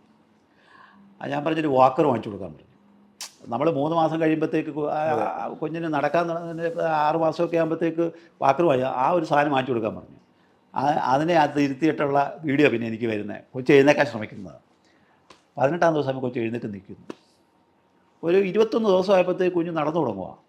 ഞാൻ 3 മാസം എന്നാണ് പറഞ്ഞത്. മനസ്സിലായി. പക്ഷേ 1 മാസത്തിന് മുമ്പേ കുഞ്ഞ് ഇപ്പോഴത്തെ വീഡിയോ എന്ന് പറഞ്ഞാൽ കൊച്ചു ഓടിച്ചാടി നടക്കുന്നു, സംസാരിക്കുന്നു, അപ്പ അമ്മ ചേച്ചി. കുഞ്ഞ് കഴിഞ്ഞ വീഡിയോ വന്നത് മൂത്ത രണ്ടിനെയും ഇരുത്തി കിടത്തി ഉറക്കിയിട്ട് കൊച്ചു ബാബോ ബാബോ എന്ന് വെച്ചുകൊണ്ടിരിക്കുന്നതാണ്. ഇതും നമ്മൾ കാണുന്നതാണ്. ചികിത്സാ ചെലവും കുറവ്. എത്ര രൂപ ഞാൻ അവരുടെ കയ്യിൽ നിന്ന് അധികം കാശ് പോലും വാങ്ങിക്കുന്നില്ല. കാരണം അവരുടെ സാഹചര്യം എനിക്കറിയാം. അതുകൊണ്ട് പക്ഷേ വെല്ലൂർ കൊണ്ടുപോകാൻ പറഞ്ഞാൽ അവർ എത്ര കാലം ഈ കൊച്ചിനെ വെച്ചുകൊണ്ടിരിക്കേണ്ടി വരും? അപ്പോൾ ഈ സാധ്യത ജനങ്ങൾ അറിയണം. ഹോമിയോപ്പതിയുടെ ഈ സാധ്യത മാക്സിമം എക്സ്പ്ലോർ ചെയ്യണം. ഈ വളരെ രസകരമായിരുന്നു നമ്മുടെ ഈ സംഭാഷണം. പക്ഷെ നമ്മുടെ വർഷങ്ങളായി നമുക്കിവിടെ അംഗീകാരമുള്ള ഈ ഹോമിയോ, എൻ്റെയൊക്കെ ചെറുപ്പത്തിൽ എൻ്റെ അപ്പൻ ഹോമിയോ എടുത്തുകൊണ്ട് ഞങ്ങളുടെ നാട്ടിൽ ഞാൻ എരുമേലിക്കടുത്തൊരു ഇടകടത്തി എന്ന് പറയുന്ന ഒരു ഗ്രാമത്തിൽ വരുന്ന ആളാണ്. അവിടെ ഒരു ഹോമിയോ ഡോക്ടർ ഉണ്ടായിരുന്നു, ദേവസ്യ എന്ന് പറയുന്ന ഹോമിയോ ഡോക്ടർ. നമ്മുടെ കുറിച്ചിന്ന് പഠിച്ചതാണ്. അത് മാത്രമായിരുന്നു ഞങ്ങളുടെ ചികിത്സ. എന്നുവെച്ചാൽ മറ്റ് അലോപ്പതി ഡോക്ടർമാരൊന്നുമില്ല. ഇപ്പം ഞങ്ങൾ ഇഞ്ചക്ഷൻ എടുക്കുന്നവരും അദ്ദേഹം, ഞങ്ങൾക്ക് എല്ലാ ചികിത്സ അദ്ദേഹം തന്നിരുന്നത്. പാരസെറ്റമോൾ തരുമായിരുന്നു ആ കാലഘട്ടത്തിൽ. പക്ഷേ അദ്ദേഹത്തിൻ്റെ ചികിത്സ കൊണ്ടാണ് ഞങ്ങളുടെ നാട്ടിലെ ജീവൻ നിലനിന്നത്. ഇപ്പം എനിക്കൊക്കെ പനി കൂടിയിട്ട് ശ്വാസം നിലച്ച് കൊണ്ടുപോയി രക്ഷിച്ചെടുത്തിട്ടുണ്ട് അദ്ദേഹം. പക്ഷേ അതിനുശേഷം അദ്ദേഹം ചികിത്സയൊക്കെ നിർത്തി തോന്നി പിന്നീട് കുറേ കഴിയുമ്പോഴത്തേക്കും പിന്നെ ആശുപത്രികളായല്ലോ. പക്ഷേ ഈ ചികിത്സ എൻ്റെ ഒരു ഫീൽ എന്ന് പറയുന്നത് ഹോമിയോ ചികിത്സ ജനങ്ങളൊരു തുടക്കത്തിലൊക്കെ പിള്ളേർക്കൊക്കെ ഉപയോഗിക്കുന്നതല്ലാതെ അപ്പുറത്തേക്കും വിടുന്നു എന്നുള്ളതാണ്. ഈ ഒരു അവസ്ഥ എങ്ങനെ മാറും? ഹോമിയോയ്ക്ക് ഇത്രയധികം സാധ്യതയുണ്ട്, ഏത് രോഗവും ചികിത്സിക്കാമെന്നുള്ള ജനങ്ങളുടെ എത്തിക്കേണ്ടത് എങ്ങനെയാണ്? കേരളത്തിലെ അവസ്ഥ എങ്ങനെ മാറ്റിയെടുക്കാൻ കഴിയും? ഇത് കാരണം ഇതിൻ്റെ പിന്നിൽ ഒരു വലിയ മാഫിയ പ്രവർത്തിക്കുന്നുണ്ടല്ലോ, മെഡിക്കൽ മാഫിയ എന്ന് പറയുന്നത്, മനസ്സിലായില്ലേ? അപ്പം ഇവിടെ പിന്നെ പണം ഉണ്ടാക്കണം എന്നാഗ്രഹിക്കുന്നവർ കൂടുതൽ പണം ഇൻവെസ്റ്റ് ചെയ്യുന്നു. അതായത് ഞാനൊരു ഒരു ഒരു ഒരു ഒരു സത്യം കൂടി പറയാം. ഇപ്പോൾ ഇന്ന് ലോകത്തെ അതായത് single largest industry in the world എന്ന് പറയുന്നത് ഫാർമസി ഇൻഡസ്ട്രിയാണ്, മനസ്സിലായില്ലേ? അതിൽ ഇൻവെസ്റ്റ് ചെയ്തിരിക്കുന്നതെല്ലാം മൾട്ടി മില്യണേഴ്സാണ്. അപ്പോൾ അവർ ആ കാശ് മുടക്കിയിട്ട് വെറുതെ ഇരിക്കത്തില്ല. അപ്പോൾ പുതിയ രോഗങ്ങളുണ്ടാകണം, പുതിയ മരുന്നുകൾ വരണം, പുതിയ ആശുപത്രികൾ വരണം, മനസ്സിലായില്ല? അപ്പോൾ എങ്കിൽ മാത്രമേ ആ ഒരു ബിസിനസ് അങ്ങനെ കൊഴുത്തു പോകത്തുള്ളൂ. അപ്പോൾ അതിനുമായിട്ട് ഫൈറ്റ് ചെയ്ത് വിജയിക്കുക എന്നുള്ളത് ഹോമിയോപ്പതിക്കോ ആയുർവേദത്തിനോ ഒന്നും അത്ര എളുപ്പമുള്ള കാര്യമല്ല. അത് ജനങ്ങളുടെ മനസ്സ് മാറി ജനങ്ങളുടെ തന്നെ എടുക്കേണ്ട ഒരു തീരുമാനമാണ്, മനസ്സിലായി? വലിയൊരു റവല്യൂഷൻ തന്നെ അതിന് ആവശ്യമായിട്ട് വരും.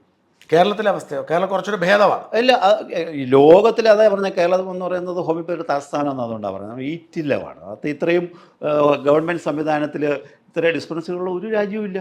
1200 സർക്കാർ ഡിസ്പെൻസറികളുള്ള രാജ്യം എവിടെ ഉള്ളത്? 5 ഹോമിയോ മെഡിക്കൽ കോളേജുകൾ സർക്കാർ സംവിധാനത്തിൽ നടക്കില്ല. സർക്കാരിന് സപ്പോർട്ടുണ്ടോ വേണ്ടതുപോലെ? ഈ സംവിധാനം ഇവിടെ ഓടുന്നുണ്ടല്ലോ. അപ്പോൾ ഈ സപ്പോർട്ട് ഇല്ലാതെ ഏതായാലും പറ്റില്ലല്ലോ. ബഡ്ജറ്റിൽ അതിനുള്ള പണം അനുവദിച്ചെങ്കിലല്ലേ പറ്റൂ. ഹോംകോ എന്ന് പറയുന്നത് ആലപ്പുഴയിലെ ഹോമിയോ മരുന്ന് ഉണ്ടാക്കുന്ന വലിയൊരു ഫാർമസി, വലിയ ലാഭത്തിൽ ഓടുന്ന ഒരു ഫാർമസിയാണ്. ഏത് ഫാർമസിയാണ് സർക്കാർ സംവിധാനത്തിൽ ലാഭത്തിൽ ഓടുന്നത്? ഏത് ഇൻഡസ്ട്രി ഇവിടെ ഉള്ളത്? ഹോമിയോ ഫാർമസി വലിയ ലാഭത്തിൽ ഒരുപാട് എക്സ്പോർട്ടിങ് നടക്കുകയാണ്. വലിയ പ്ലാന്റുകൾ ഇപ്പോൾ ഇംപ്ലിമെൻറ്റ് ചെയ്തുകൊണ്ടിരിക്കുകയാണ്. അപ്പോൾ അത്രയും വലിയൊരു സംവിധാനം നമ്മുടെ കേരളത്തിലുണ്ട്. അപ്പം ഇവിടെ പക്ഷേ ഈ കോവിഡ് അടക്കമുള്ള മാരക രോഗങ്ങൾ കോവിഡ് അടക്കമുള്ള മാരക രോഗം എന്ന് പറയുന്നില്ല, കോവിഡ് അടക്കമുള്ള രോഗങ്ങൾ വന്നപ്പോൾ ഹോമിയോ ഡിപ്പാർട്ട്മെൻറ്റ് വേണ്ടതുപോലെ പ്രവർത്തിക്കാത്തതുകൊണ്ടല്ലേ അനുമതിയൊക്കെ കിട്ടായിരുന്നു അവരെ? തീർച്ചയായിട്ടും അവർക്ക് ഇവരെ എല്ലാ IAS കാണുമ്പോൾ അല്ലെങ്കിൽ മന്ത്രിമാരെ കാണുമ്പോഴത്തേക്ക് ഇവിടെയുള്ള സബോർഡിനേറ്റ്സ് അല്ലെങ്കിൽ അവിടെയുള്ള താഴെയുള്ള ഓഫീസേഴ്സൊക്കെ മിണ്ടാൻ പറ്റാത്ത അവസ്ഥയല്ലേ? അപ്പോൾ അവരെയൊക്കെ ഭീഷണിപ്പെടുത്തിയോ അതല്ലാന്നുണ്ടെങ്കിൽ അവരെ സംസാരിപ്പിക്കാതെ ഇരുത്തി കഴിഞ്ഞാൽ എന്ത് ചെയ്യാൻ പറ്റും? നമ്മളൊരു മൈനോറിറ്റി അവിടെയുണ്ട്. നമുക്കൊരു മൈനോറിറ്റി ആണെന്നുള്ളൊരു സത്യം കൂടിയുണ്ട്. നമുക്ക് എത്ര ചാടിയാലും അതിനപ്പുറം പോകാൻ പറ്റില്ല. ഈ ഒരു നിയമം വന്നല്ലോ കേരള ഒരു ചികിത്സയായി ബന്ധപ്പെട്ട്. ഈ നിയമം ഹോമിയോപ്പതിയെയും മറ്റ് സമാന്തര മറ്റ് ചികിത്സകളെയും ആയുർവേദമൊക്കെ ചികിത്സയിൽ തള്ളിക്കളയുന്ന തരത്തിലല്ലേ വന്നിരിക്കുന്നത്? അത് യഥാർത്ഥത്തിൽ ആ മെഡിക്കൽ ബില്ലെന്ന് പറയുന്നത് ഒരു എപ്പിഡമിക് ബില്ലെന്ന് വേണം അതിനെ പറയാനായിട്ട്. കാരണം എപ്പിഡമിക്കുകൾക്ക് കൂടുതൽ, അതായത് സാംക്രമിക രോഗങ്ങൾക്ക് കൂടുതൽ ഇമ്പോർട്ടൻസ് കൊടുത്തിട്ടാണ് ആ ഒരു ബില്ല് വന്നിരിക്കുന്നത്. അപ്പോൾ എന്നിട്ട് ഈ കോവിഡ് കാലത്ത് എങ്ങനെയാണോ മറ്റ് സിസ്റ്റക്കാരെ ഒതുക്കിയത്, ഹോമിയോപ്പതി ആയുർവേദ സിദ്ധ യുനാനിക്കാരെയൊക്കെ സൈഡ് ലൈൻ ചെയ്തുകൊണ്ടായിരുന്നല്ലോ അലോപ്പതിയുടെ ഒരു മേൽക്കോയ്മ ആ സമയത്ത് വന്നത്. അതിൻ്റെ ഒരു റെപ്ലിക്കേഷൻ, അതുപോലെ തന്നെ ഇനിയും തുടരണമെന്ന് ആഗ്രഹിച്ചാണ് ഈ ബില്ലുണ്ടാക്കിയിരിക്കുന്നത്. ഈ ബില്ല് ഇപ്പം നിലവിൽ വന്നല്ലോ. നിലവിൽ വന്നു, അത് പിന്നെ സർക്കാർ ഇപ്പോൾ പാസ്സാക്കി, ഇനിയിപ്പം ചട്ടങ്ങൾ ഉണ്ടാക്കിക്കൊണ്ടിരിക്കുകയാണ്. ഈ ചട്ടങ്ങൾ ഉണ്ടാക്കുമ്പോഴത്തേക്ക് ഇപ്പോൾ ജില്ലാ തലത്തിൽ അല്ലെങ്കിൽ പഞ്ചായത്ത് തലത്തിലൊക്കെ പിന്നെ സഭകൾ വരുന്നുണ്ട്. അതിനകത്തൊക്കെ പേരിന് മാത്രം ഒരു ഹോമിയോ ഡോക്ടറുള്ള. ഇപ്പം തന്നെ പിന്നെ അതിനകത്ത് ആയുഷിൻ്റെ സെക്രട്ടറി ഈ പറയുന്ന ഒരു സഭയിലും ഇല്ല. മനസ്സിലായില്ലേ? ആയുഷിൻ്റെ തലപ്പത്തിരിക്കുന്ന ആൾ ആയുഷ് സെക്രട്ടറി അല്ലേ.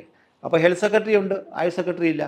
ഈ രീതിയിൽ അതുപോലെ തന്നെ പല രോഗങ്ങളുടെയും ചികിത്സയ്ക്ക് പ്രോട്ടോക്കോൾ, ആയുർവേദത്തിൻ്റെ പ്രോട്ടോക്കോൾ വേറെ, ഹോമിയോപ്പതിയുടെ പ്രോട്ടോക്കോൾ വേറെ, അലോപ്പതിയുടെ പ്രോട്ടോക്കോൾ വേറെ. ഇതെല്ലാം മറ്റൊരു അലോപ്പതിക്കാർ തീരുമാനിക്കും. ഇപ്പം അവരുടെ പ്രോട്ടോക്കോൾ വേണം നമ്മൾ ഇംപ്ലിമെൻറ്റ് ചെയ്യാൻ.